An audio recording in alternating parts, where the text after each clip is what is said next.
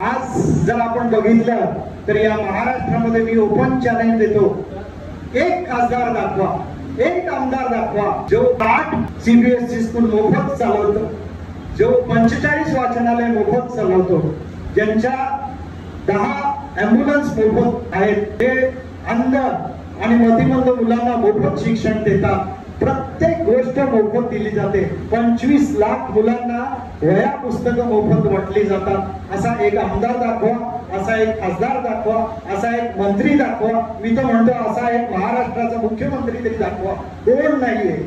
या संपूर्ण महाराष्ट्राच्या राजकारणात जर तुम्हाला बघायला मिळेल तर निलेश भगवान सांबरे यांच्यासारखा दानशूर व्यक्ती आपल्याला शोधून सापडणार नाही. ज्युपिटर हॉस्पिटलच्या धर्तीचं मोठं हॉस्पिटल त्यांनी एका खेड्यामध्ये उभं केलेलं आहे. किती मोठं पुण्याईचं काम आहे.